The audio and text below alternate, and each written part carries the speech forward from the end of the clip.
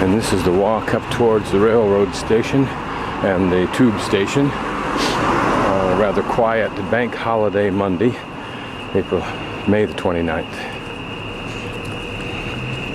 And there, one of the ubiquitous sights, for me at least, the egg, whatever it is.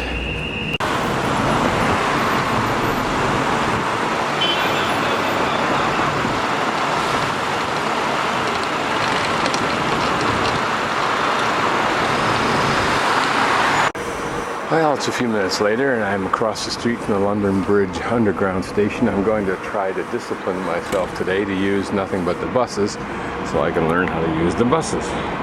A little bit more arcane in their use and difficult to decipher than the tube is. Finding the stops is the hard thing. You look for your bus. Mine's RV1 going in this direction, which means straight ahead. RV1 going the other direction is to the right up there. Knowing where the stops are is the hard part, because they can be a half a block or more away from each other. Actually, that may be it down there. I can't tell.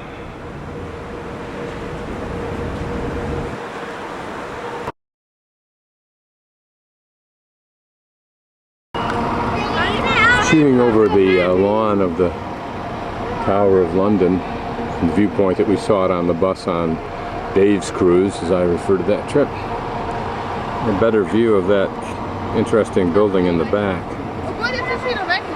And the one in front of it, I think, unless they're all part of the same.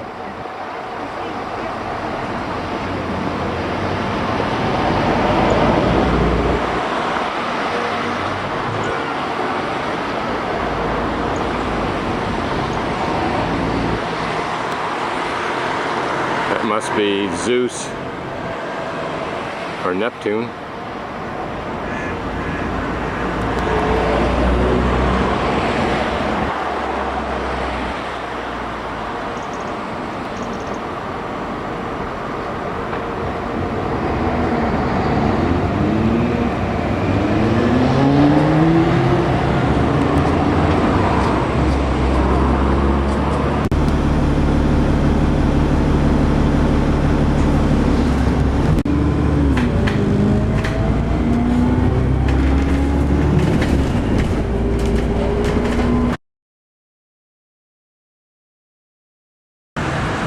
This is St. Paul's Cathedral, and lest the tourist not be able to appreciate the front of the building, which is under construction, and behind that canvas they have depicted what the front looks like.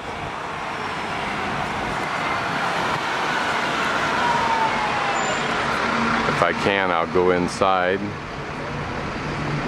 I put this down on my list because they don't allow cameras inside, even without the use of flash. This dome actually has 3 domes.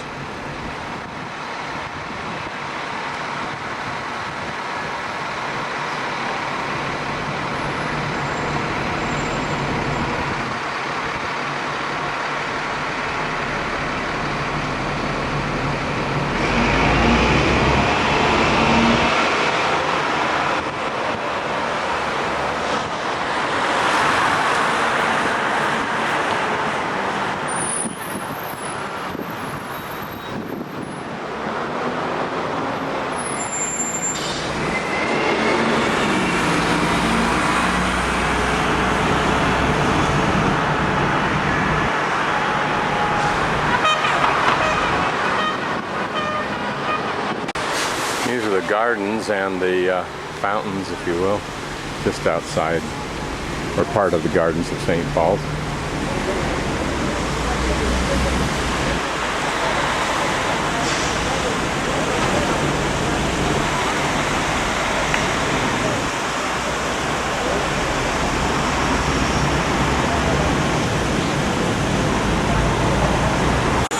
I don't know what the church is to the left of St. Paul's, but I will find out.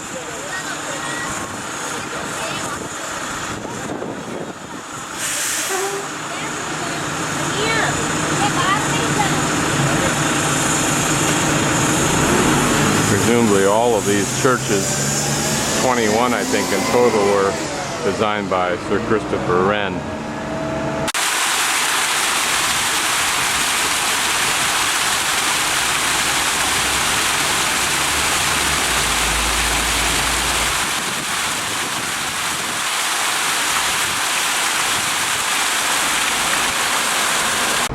Since I can't take videos inside, although I may be able to buy postcards, I'll just content myself with what I can see from the outside here before I try to get in.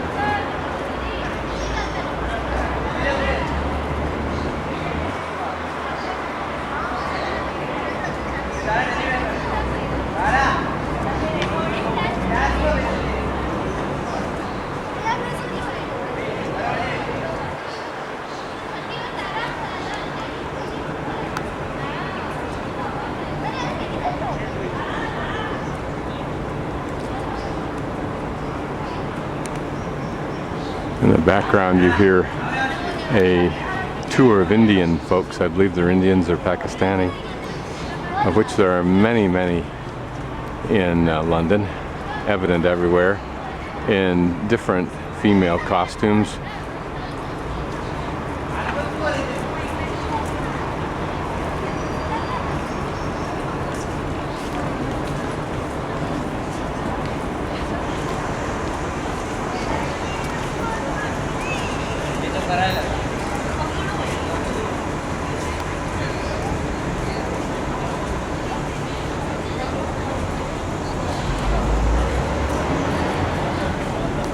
I don't believe we'll be able to get any sense of that stained glass, no. The differences in color here are the result of restoration, but restoration that's carefully done with some kind of foam that removes the dirt but does not attack the stone, and I think leaves a residue that is somewhat protective of the stone. And apparently it's this portion that is the American portion of the St. Paul's, and that's quite an impressive thing, which I'd like to see. I mean, impressive to me in concept, if nothing else.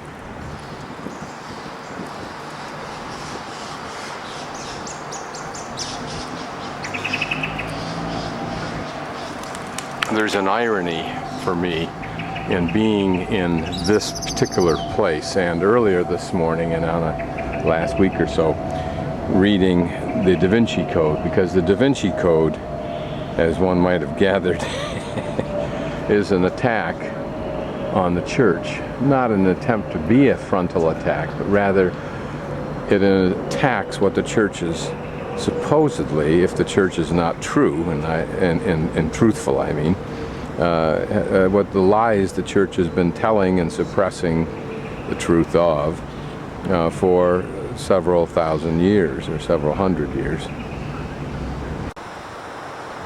We're now at the rear of St. Paul's. Hate to phrase it that way, but it's the truth.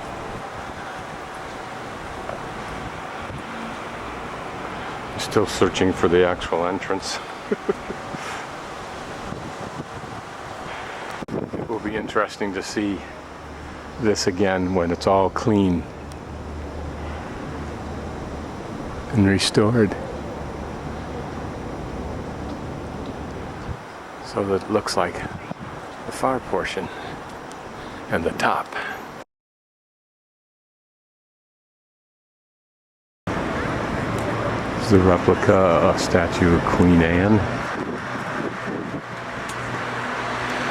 Notice the gold filigreed or gilded accoutrements of power.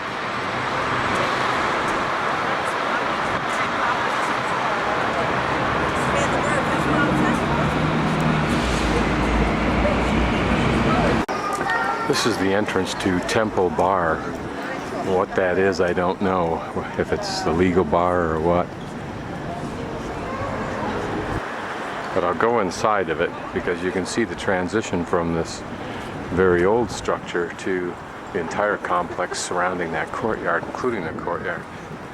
And on the way in, it seems appropriate to look at either the humor or the wording of England. But this menu for the Chop House is the beast of the day. Now on the way in here, you'll notice these very old wooden gates. Restored a bit.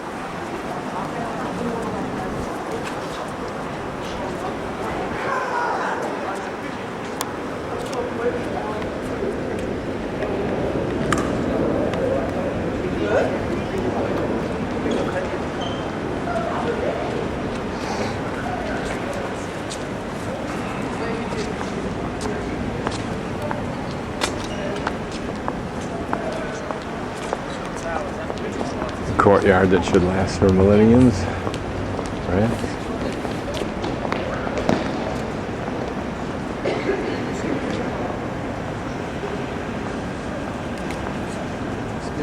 While trying to film those buildings a few moments ago, a security type of person told me I could not film those buildings because they were private. Boy, have I been violating that rule, and will continue to do so vigorously. Now I'm going to try to get down to the Millennium Bridge just by kind of ambling about to the south of St. Paul.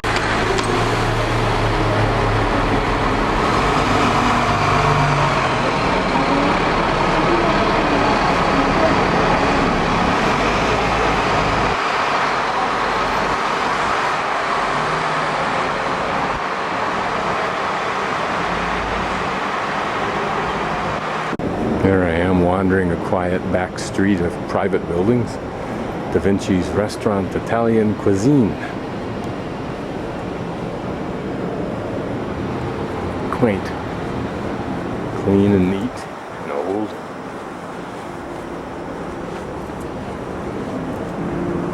Observed with typical American, or at least my humor, they'd have far more toilets here if they'd add eyes to the rental signs. It's always interesting to me to take a look at the plumbing of Europe, of England at least. How much of it is on the outside of the building, at least the drain system is, on the theory that it never freezes. And that one on the left, I think, is the drain system for water off the top of the building. This is the Emmanuel and Company Solicitors. Quaint little office, a side street. Trash on the outside soon to be picked up, I hope.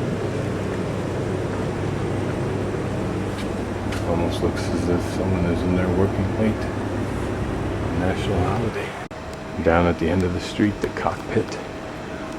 One of the many interesting pubs of England, of London in particular. Perhaps a haunt for the attorney up the street. Another pub and eating house. Again, these little brass dots indicating apparently the property line